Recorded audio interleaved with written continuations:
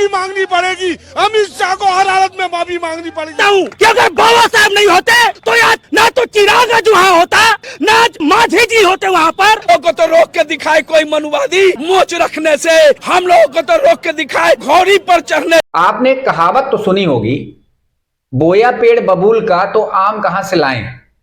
देश भर में सांप्रदायिकता का बबूल बोने के बाद मोदी शाह आम मिलने का इंतजार कर रहे थे, लेकिन बबूल के कांटे अब बीजेपी को ही चुभने लगे।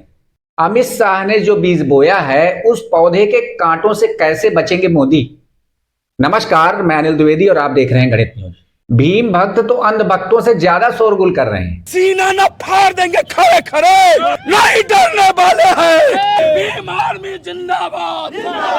कोई माँ का दूध पिया है तो मुझे धमका कर दिखाए, तो मेरा वालों से सवाल पूछेंगे। सर में लोग बंद किया कि नोट का दीवार जो लोग जमा करके रखते थे, मोदी जी उस दीवार में से नोट को निकालने का काम किए। अडानी के गोबर भक्त हैं, गोबर भक्त है, गौमूत्र पीते हैं। ये सुबह उठते के साथ लोगों को बाबा साहब का नाम लेना चाहिए।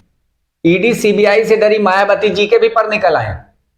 उन्होंने तो 24 तारीख को पूरे देश में आंदोलन की चेतावनी भी दे दी है। शाह द्वारा संसद में भारतीय संविधान के मूल निर्माता व दलितों एवं अन्य उपेक्षित वर्गों के पूजनीय भगवान व मसीहा परम पूज्य बाबा साहब डॉक्टर भीमराव अम्बेडकर के बारे में जिन शब्दों का इस्तेमाल किया गया है, तो उससे बाबा साहब की गरिमा व अस्तित्व को काफी ठेस पहुंची है। ये इनके कहे गए शब्द इनको जल्दी ही वापस ले लेने चाहिए।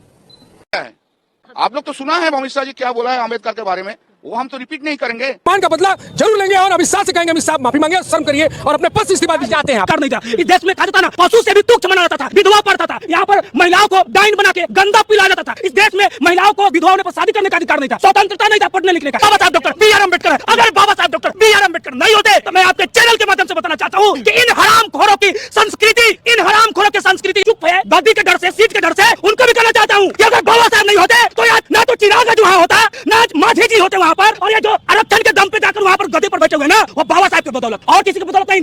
पूरे देश में भीम भीम अम्बेडकर अम्बेडकर के नारे गूंज रहे हैं। नीतीश कुमार, चिराग पासवान भी कुछ नहीं बोल पा रहे हैं। बिहार में चुनाव है, फिर भी बहार नहीं दिख रही। नीतीश कुमार बीमारी के बहाने घर में कैद हो गए। लोकसभा अनिश्चित काल के लिए बंद कर दी गई। यानी भाजपा को पता चल गया है कि अब अंत समय नजदीक है। देश के गृह मंत्री पर लोग सरेआम व्यक्तिगत टिप्पणी कर रहे हैं। माफी नहीं मांगेगा ये गेंडा टाटी पर, जब तक माफी नहीं मांगेगा तब तक शायद इनको छोड़ में जाएंगे। तो मैं अभी बोलना चाहती हूँ, तेरी बेटी है, उसके साथ अगर बलात्कार हो तो तुम मंदिर पे जाना, ना कि संविधान को पकड़ना। अमित शाह ने जो स्टेटमेंट दिया है ना, उसको कैसे पता कि सड़क कहाँ है, जिंदा नहीं सहेंगे। इस गंजे को माफी मांगनी पड़ेगी। अमित शाह को हर हालत में माफी मांगनी पड़ेगी। हालांकि मेरी व्यक्तिगत राय में ये बातें अनुचित है। तो क्या मोदी के नए भारत को उन्हीं के सबसे खास ने निपटाने का पहले से मन बनाया था, या ये सब अचानक हुआ। आपने एक कहावत तो सुनी होगी, करेला वो भी नीम चढ़ा। अमित शाह जी वैसे भी गुजरात में गोधरा मामले से चर्चा में थे, जहां एक संप्रदाय के लोगों को निशाना बनाया गया था, जिन्हें देश का गृह मंत्री बनाकर मोदी शायद खुद ही फंस गए। अमित शाह के गलत वक्तव्य से आज भाजपा बैकफुट पर चली गई। माफी मांगनी चाहिए। हम कहीं पीछे मुड़ के नहीं देख सकते। देश को जब आगे ले जाना है तो बाबा साहब भीमराव अम्बेडकर जी का दिया हुआ संविधान ही हमें रास्ता दिखाता है। एक बेकार की बात है, बेकार का FIR।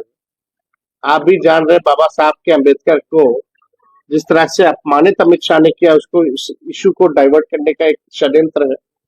नीतीश कुमार, चंद्रबाबू नायडू भी अब किनारा कर रहे हैं। तो क्या बिहार दिल्ली चुनाव तक भी नहीं चल पाएगी मोदी सरकार, ये बड़ा सवाल।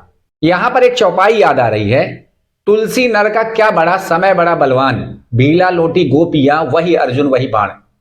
परमेश्वर द्वारा हमें दी गई शक्तियां किसी उद्देश्य को पूर्ण करने के लिए प्राप्त हुई हैं। उन शक्तियों को समय रहते सदुपयोग करना ही हमारा लक्ष्य होना चाहिए, ना कि दुरुपयोग। देखिए, अमित शाह का घमंड ही उन्हें ले डूबा। आज उनकी स्थिति भी अर्जुन की तरह ही हो गई ना। एक समय था जब महान धनुर्धर अर्जुन ने अपने गांडीव धनुष से महाभारत का युद्ध जीता था, और एक समय ऐसा भी आया जब वही महान धनुर्धर अर्जुन भीलों के हाथे लुट गया और वह अपनी गोपियों का भीलों के आक्रमण से रक्षा भी नहीं कर पाया। जिन अंबेडकर भक्तों के वोटों से अमित शाह को सत्ता प्राप्त हुई थी, उन्हीं के आराध्य का अपमान कर अमित शाह खुद तो फंसे ही, भाजपा को भी फंसा गए। एक तरफ दिल्ली में केजरीवाल को फ्री हिट मिल गया है, तो दूसरी तरफ बिहार में तेजस्वी को मौका, यानी अब देश से भाजपा की उल्टी गिनती शुरू हो गई। केजरीवाल तो एक कदम आगे चलते हुए अंबेडकर नाम को भंजाने अंबेडकर स्कॉलरशिप योजना शुरू कर दिए हैं, जिसमें दलित बच्चों को निःशुल्क शिक्षा प्रदान की जाएगी। चुनाव भले कुछ दिनों बाद होने वाले हैं, पर अंबेडकर नाम के निकले जिन्न को भुनाने में अरविंद कोई कोर कसर नहीं छोड़ रहे। अंबेडकर का मैं तो मुरीद हूँ। मैंने उनके जीवनी को इतनी बार पढ़ा है, जब मैं जेल में भी था तो जेल में भी मैंने उनके जीवन को कई बार पढ़ा। जब भी कभी तकलीफ होती है तो मैं उनके जीवन निकाल के पढ़ लेता हूँ और समझ में आता है कि जीवन एक संघर्ष का ही नाम। लोग अंबेडकर के अपमान को भूल भी जाएं, पर केजरीवाल ऐसा होने नहीं देंगे। लगातार दिल्ली में अंबेडकर की तख्ती लेकर घूम रहे केजरीवाल को अब अंबेडकर से बड़ी उम्मीद भी है। जेल से छूटने के बाद अगर झारखंड में हेमंत सोरेन दोबारा मुख्यमंत्री बन सकते हैं, तो केजरीवाल जेल से छूटने के बाद दिल्ली में क्यों नहीं बन सकते। हालांकि भाजपा केजरीवाल को छोड़ने के पक्ष में नहीं है, इसीलिए दिल्ली के उपराज्यपाल ने ईडी को केजरीवाल पर मुकदमा चलाने की अनुमति भी दे दी है। पर केजरीवाल इसे भी बजाने में कोई कोर कसर नहीं छोड़ेंगे, ऐसा मेरा मानना है। हालांकि इस बात में कितना दम है यह वक्त बताएगा। पर दिल्ली की मुख्यमंत्री अतिशी ने मामले को लेकर एक्स में लिखा है कि अगर एलजी साहब ने अरविंद केजरीवाल के खिलाफ मुकदमा चलाने की मंजूरी दी है, तो ईडी को मंजूरी की कॉपी सार्वजनिक करने में क्या दिक्कत हो रही। ये खबर सिर्फ लोगों को गुमराह करने, मुद्दों से भटकाने के लिए फैलाई जा रही। भाजपा ये साजिश बंद करो, सच सामने लाओ। महाराष्ट्र में भी कुछ बड़ा होने वाला है, क्योंकि भाजपा एक ब्राह्मण को वहां से मुख्यमंत्री बनाने दलित एकनाथ शिंदे के साथ खेल कर चुकी। महाराष्ट्र में अंदर ही अंदर इस बात की आग भी सुलग रही है कि भाजपा ने ब्राह्मण को मुख्यमंत्री क्यों बनाया। अंबेडकरवादी एकनाथ का मन भी डोल रहा है, जल्दी वे भी कुछ नया जरूर करेंगे। एकनाथ शिंदे दलितों के दम पर ही नेता है। अगर वे न बोले तो दलित उन्हें अगली बार स्वीकार नहीं करेंगे, तो विधायक दूर की बात है, वे सरपंच भी नहीं बन पाएंगे। कुल मिलाकर अंबेडकर नाम ने भाजपा की जड़ें हिला दी हैं। All over India, party CWC members and senior leaders is holding a press conference on the issue of Amit Shah's speech against Ambedkar ji.